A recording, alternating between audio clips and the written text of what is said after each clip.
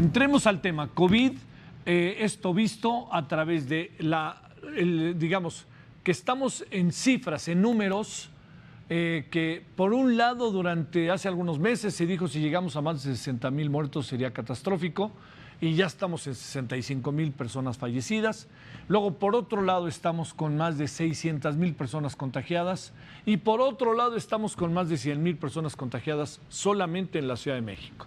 Entonces son números que llaman la atención por lo fuerte que se ven, no solamente por lo que son, sino por lo que se ven. Entonces, la idea es hablar de en dónde estamos, por dónde vamos y hacia dónde pudiéramos ir. Y le debo decir que he tenido conversaciones con Lauría Ani Jiménez Fibié, jefa de laboratorio de genética molecular de la UNAM y doctora en ciencias médicas con especialización en la Universidad de Harvard. Y yo le quiero agradecer a Laurí que esté con nosotros. Hemos hablado en varias ocasiones y me parece que tiene una visión que puede ser muy útil, así lo quisiera ver. Bueno, doctora, ¿cómo estás? ¿Qué tal, Javier? Muy bien, gracias. Muy buenas noches. Gracias por la invitación. Platicamos hace como un mes y armaste un relajo a partir de ahí, oye. ¿Por qué relajo? Bueno, ya sabes cómo se ven las cosas, ¿no? Pero bueno, vamos a presentar, si te parece, al doctor Alejandro Frank, coordinador del Centro de Ciencias de la Complejidad C3 de la UNAM. Doctor, ahora te veo, en verdad me da mucho gusto porque la última vez que conversamos me pareció interesantísimo, fíjate que esto lo anoté y hasta hice un artículo, de los 6 puntos que proponías para entrarle al asunto en un tono absolutamente propositivo. Gracias, doctor, muy buenas noches. Buenas noches, Javier. Gracias. Bueno, vamos para entrar. Yo les preguntaría a los dos, ¿en dónde estamos? Cuando digo en dónde estamos, es lo que hemos vivido, los números que suenan muy fuertes, pero también la perspectiva de lo que viene. Adelante, si te parece, doctora Laurí. Sí, claro, muchas gracias. Pues no sabemos exactamente dónde estamos. Lo que sabemos es que estamos en una posición que no es nada alentadora ni favorable. Como bien acabas ya de señalar, pues estamos arriba de 610,000 contagios oficialmente reportados, ¿no? Más de 65,000 defunciones. La situación es que realmente por la forma como se están haciendo las cosas en México con tan pocas pruebas diagnósticas, lo que se reporta como números oficiales es realmente una fracción minúscula del problema real. Entonces, vamos a poner, en los últimos 14 días en nuestro país, en promedio, se han reportado oficialmente 5,280 infecciones nuevas al día, o sea, nuevos casos confirmados por día. Las estimaciones que tienen los grupos más serios, como por ejemplo las del doctor Yu Yang-gu, que estima no solo defunciones, sino la realidad de los contagios diarios o de los contagios acumulados en ciertos países, localidades, estados, en Estados Unidos principalmente, hace unas proyecciones sobre nuestro país. Y lo que Yu Yang-gu está proyectando, y no es distinto a lo que proyecta, por ejemplo, la Universidad de Washington para nuestro país también, y otras proyecciones similares de alto nivel como estas, es que en nuestro país realmente se están infectando al día más de 97,000 personas. Quiere decir que diario se infectan alrededor de 100,000 mexicanos de COVID-19, de los cuales solo alrededor de 5,000 se registran oficialmente. Eso quiere decir que estamos viendo aproximadamente el 5% del problema. Entonces, no ver el problema completo nos impide saber exactamente en dónde estamos parados. Ahora, lo que sí sabemos es que estamos en muy mala posición. Es decir, tenemos una positividad ahorita del 49.8%, lo cual nos deja en una posición. Esto querría decir, o sea, la positividad significa cuántos casos positivos hay, o sea, en una comunidad, ¿no? O sea, si yo hago muchas pruebas, ¿cuántos van a salir positivos? Decir que el 49.8% de positividad es lo que tenemos en México, esto implicaría que 1 de cada 2 mexicanos está infectado de COVID. O sea, es una locura verdaderamente. Claro, esta cifra está sobreestimada porque se hacen muy pocas pruebas, es decir, la positividad nos habla sobre la extensión de la infección en la comunidad, pero también nos habla sobre qué tantas pruebas diagnósticas se están haciendo. En nuestro país, en los últimos 14 días se hicieron en promedio 11.758 pruebas al día. La Organización Mundial de la Salud dice que como mínimo, un país debe hacer una prueba por cada 1,000 habitantes por semana. Y además a esto, agregarle de 10 a 20 pruebas adicionales por cada una de estas que se hacen de casos sospechosos, de 10 a 20 para rastrear contactos. Esto quiere decir que en una población de 129 millones de habitantes, como somos en México, nuestras autoridades deberían estar haciendo para poder controlar el problema de la dispersión comunitaria, cortar las cadenas de transmisión, deberían estar haciendo entre 184,000 y 368,000 pruebas diarias. Si solamente hacen 11,000, quiere decir que estamos haciendo menos del 5% de las pruebas que deberían hacerse. De ahí que coincide este 5% también con el 5% de la realidad, de lo que vemos. Es decir, tenemos más de 100,000 contagiados diarios y solo reportamos 5,000. Esto quiere decir, pues bueno, nuestra situación es muy precaria. O sea, es lamentable, es dramática, es caótica. Y ahora, para el 1 de noviembre, la proyección que se estima es que tendremos alrededor de 110,000 fallecidos por COVID-19 en cifras oficiales.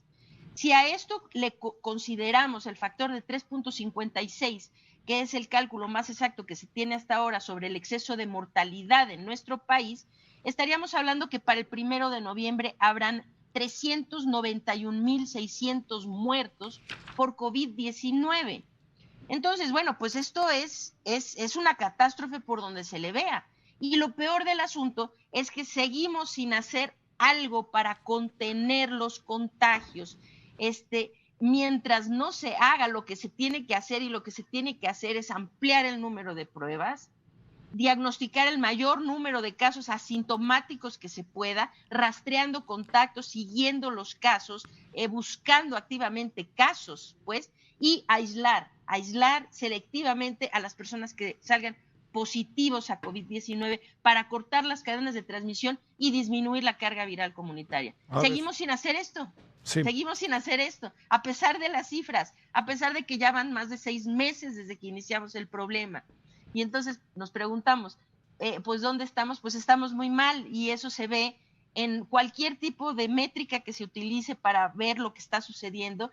Es que nuestra situación es tan mala que estamos en el 1, 2, 3, 4 de los 4 peores países a nivel mundial, esto junto con el deshonroso grupo que incluye Estados Unidos, Brasil y la India. Entonces, pues sí, esa es la situación que tenemos ahorita. A ver, muy lamentable. Nada más así en un casi que sí o no, si no te importa, Lauri. ¿Supones que esto que nos estás contando y muchas otras informaciones que podrían ser similares, te pregunto, ¿lo sabrán las autoridades o no lo sabrán o no lo querrán saber? ¿No les pasará en su diaria reflexión sobre el tema, que supongo que la han de tener profunda y seria? ¿No pasará por ahí este asunto? Pregunto. No, claro que lo saben, absolutamente. No, o sea, le voy a dar un poquito más de un sí o un no. O sea, lo saben, claro que lo saben. Esto, o sea, se sabe desde que la pandemia inició. Hay países que lo han hecho muy bien porque han instituido todas estas medidas. Hay países como nosotros que lo hemos hecho mal porque no lo hemos hecho, porque no hemos instituido las medidas. Lo saben, sí. Claro que lo saben. Bueno, hace unas semanas no se conocían, Lauri, tuve la oportunidad de hablar con el doctor, con Alejandro Frank, y verdaderamente fue muy interesante también porque planteó toda una serie de escenarios ante los que estamos y planteó algo que cada vez parece más, digamos, yo diría, doctor, después de que platicamos aquella vez, me quedo como alarmado. Era imprescindible, necesario plantear esto, que mejor lo dejo en tus palabras, de hacer un alto en el camino o algo parecido. A ver, ¿cómo ves las cosas partiendo algunos de los diagnósticos de Lauri, pero sobre todo, pues también los tuyos? Para eso te invitamos. Sí, no conocí a mi colega. Los dos son de la UNAM. Sí, pero es muy grande la UNAM. Sí, claro. Sí, ella lo reconozco. El Centro de Ciencias de la Complejidad, que está ahí en el Universo, sí. para que se ubique. Yo coincido en que estamos en una situación muy, muy, muy difícil y que hacia atrás hemos actuado en este periodo no bien, hemos actuado mal, hemos cometido errores, pero a mí lo que más me preocupa es que no se reconozcan en este momento, ¿no? La propia OMS ha cambiado de opinión, por ejemplo, con respecto a los cubrebocas. Y aquí el problema más grave es que de alguna manera se considera que es una cuestión de honor o algo por el estilo, lo que ya dijimos, lo que ya se dijo, lo que ya se hizo, el asunto de las pruebas, porque no estamos solos en el mundo. Hay muchos países en el mundo, a unos les ha ido mejor que a otros. Los que no han hecho pruebas, y el caso de Suecia es muy importante. Claro. Es un país muy avanzado, con un sistema médico también excelente, pero decidieron una estrategia de no hacer pruebas, de buscar digamos, la inmunidad que le llaman de rebaño, y les ha ido fatal. Tienen un orden de magnitud, por lo menos, más fallecimientos que los países nórdicos, sus vecinos. Entonces, eso es lo más preocupante, el no hacer ese alto que mencionabas y decir, a ver, un momento, tregua, tregua. Sí, estamos en medio de un conflicto político, pero este conflicto que estamos viviendo toca todas nuestras estructuras, todas. ¿Por qué México ha tenido este desempeño tan malo? Como decía mi colega, en este momento somos, creo que el tercero o el cuarto ya en fallecimientos. Y a mí el asunto de las infecciones, desde luego que no tenemos ni la más remota idea de cuántas personas están infectadas en México. Y no la tenemos por esta terquedad de decir que hemos decidido no hacerlo porque es inútil y todo lo demás. Y como te mencioné la vez anterior, hay maneras de hacer pruebas, de hacer este tipo digamos, de detecciones de manera selectiva. Y eso es lo que están haciendo los países más.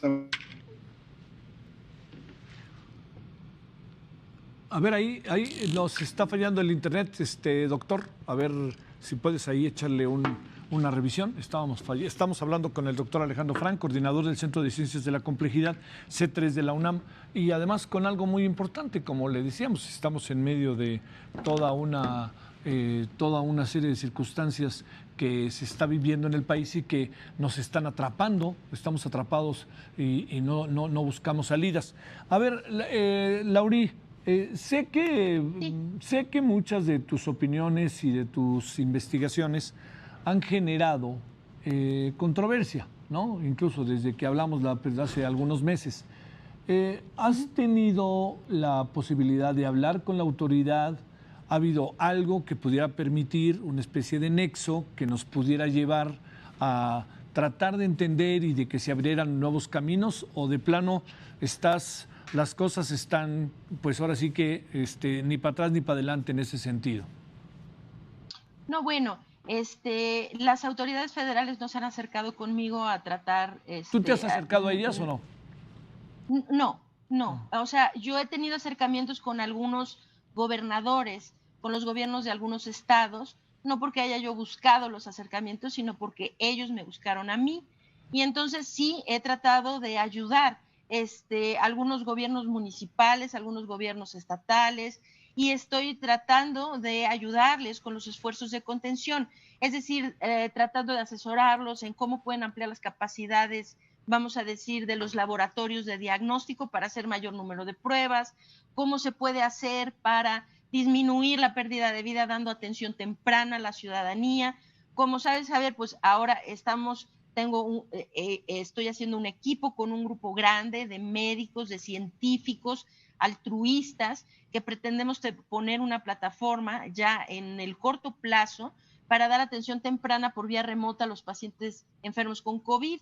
Esto espero que sea una adición a los esfuerzos gubernamentales, desde luego, y si las autoridades federales o cualquier autoridad, ¿verdad?, quieren este acercamiento, ojalá que esta sea una herramienta, que los propios gobiernos, o si no, bueno, si va a ser nada más de la sociedad civil, también puede ser así, ¿no? O sea, pero desde luego, o sea, hay que separar esto muy claramente. Una cosa es hacer crítica y otra cosa es querer atropellar. O sea, yo de ninguna manera pretendo atropellar un esfuerzo. Si hay un esfuerzo genuino por hacer las cosas bien, lo que yo más querría es apoyar esos esfuerzos. Y desde luego, o sea, yo no tengo ningún interés político, pues, o sea, si quienes están ahorita tomando decisiones fueran de cualquier otro partido político y estuvieran tomando las mismas decisiones, yo estaría diciendo exactamente lo mismo que digo ahora.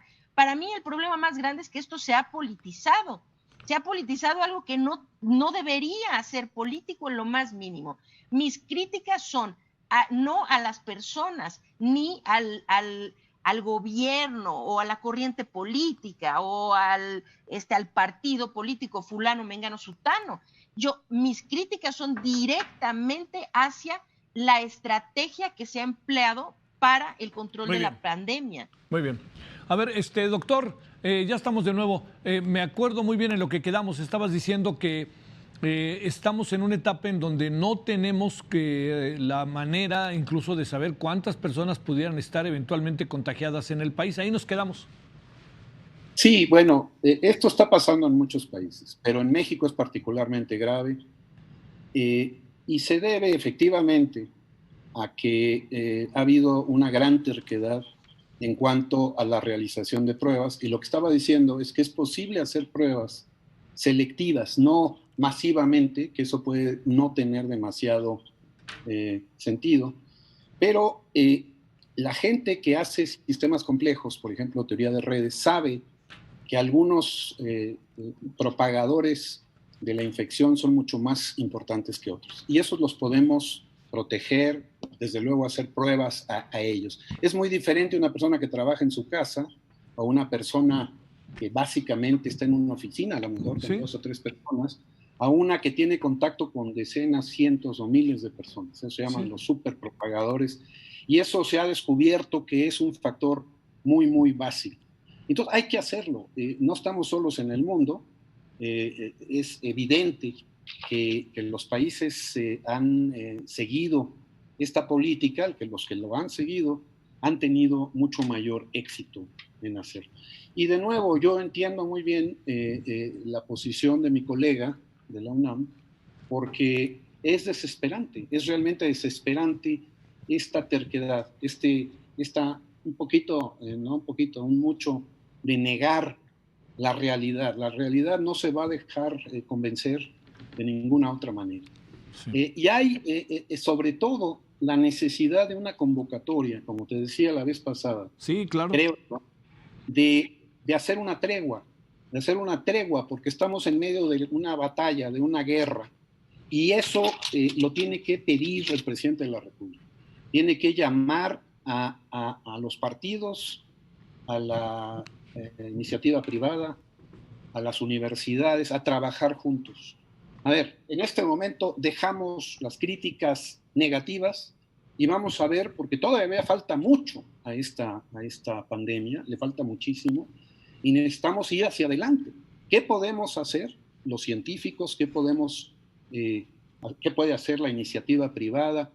Como decía yo la vez pasada, esto es un problema de múltiples variables, en donde la economía es una parte que entendemos que tenemos que movilizar de alguna manera. Y un problema que yo veo particularmente complicado es el de la docencia, el de las escuelas, los niños. Me ha tocado ver a mis colegas más jóvenes con niños chiquitos, yo tengo un nieto, desesperados. Tenemos que juntarnos, reunirnos para atacar estos problemas. No solo la pandemia en sí, sino todas las consecuencias que tiene la pandemia en otras dimensiones. Sí.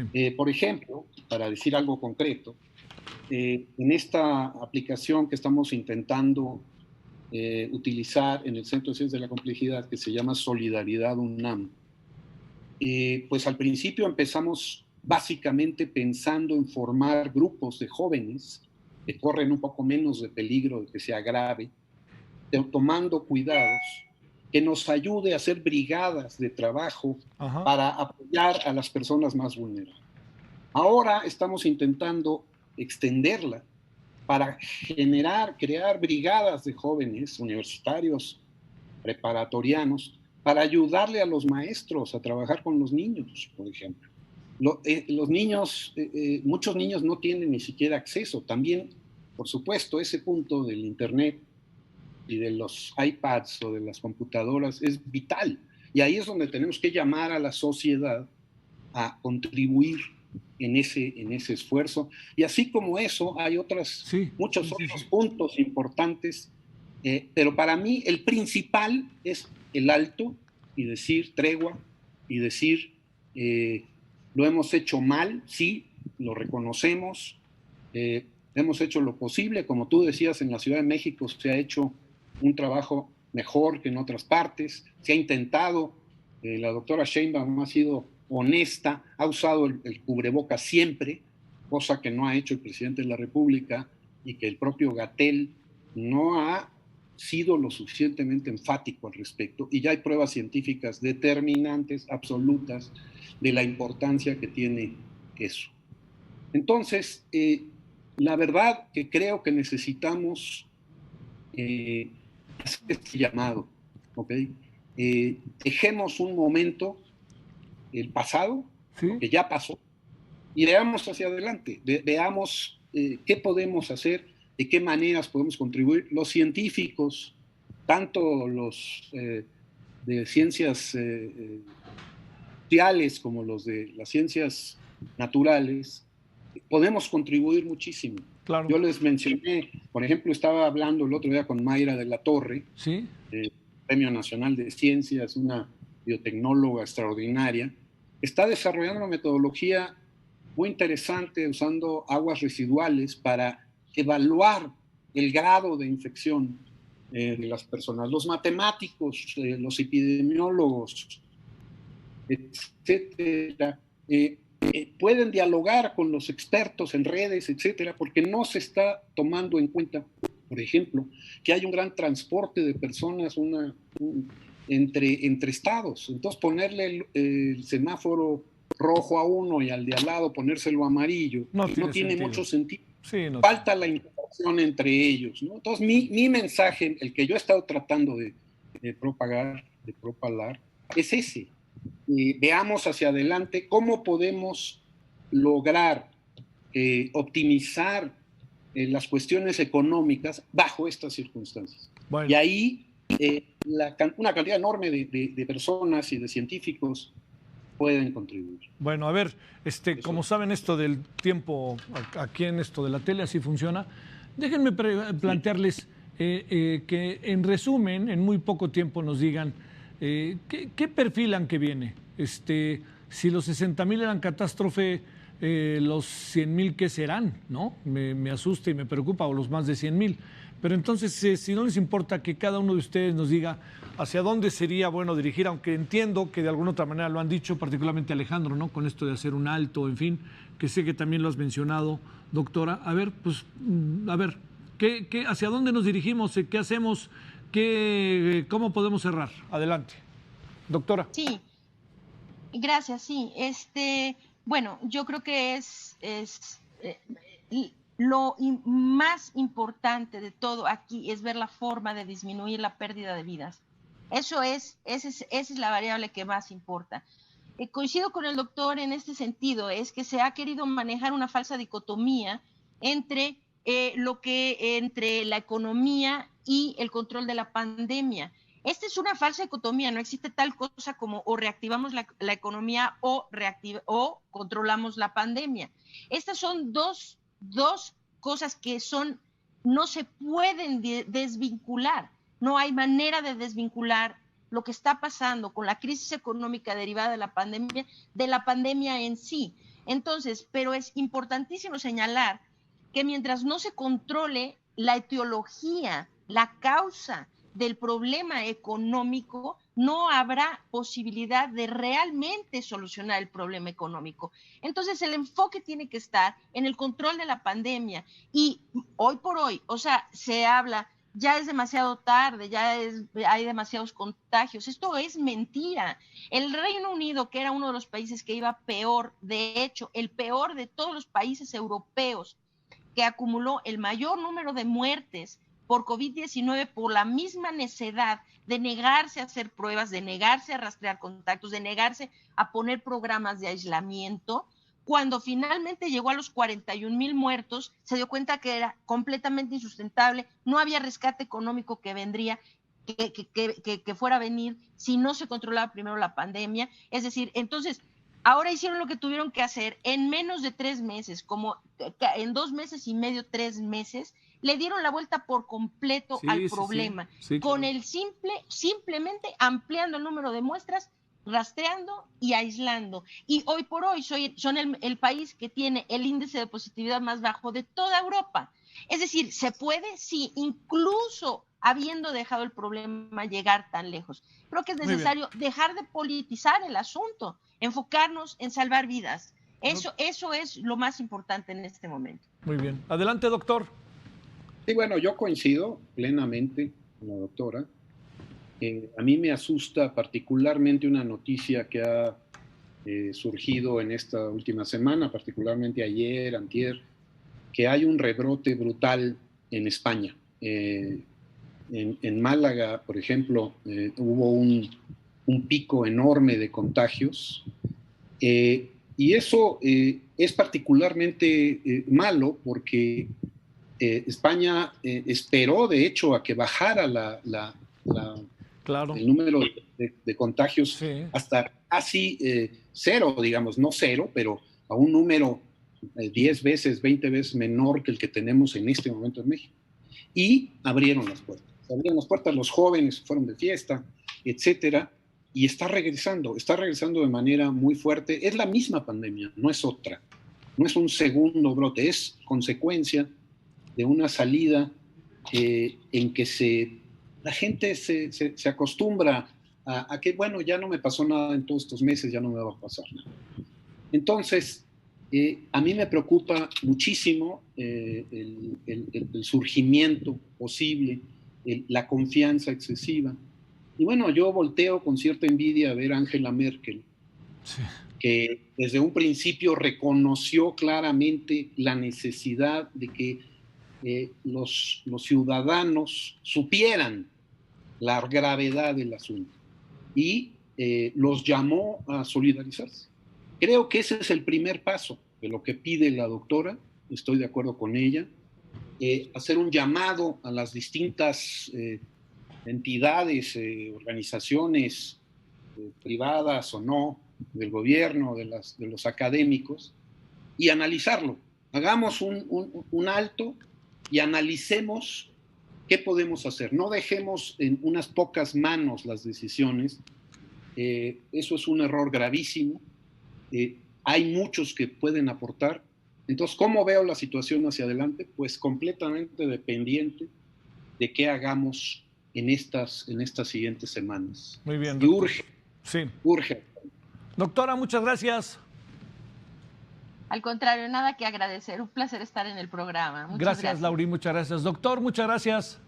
Muchas gracias, Javier. Es verdad, es un gusto a los dos. En verdad, se los agradezco. Bueno, así andan las cosas con el COVID. No podemos pasarlo por alto. ¿Qué queremos? ¿Mejorar la economía? Arreglemos esta bronca que traemos.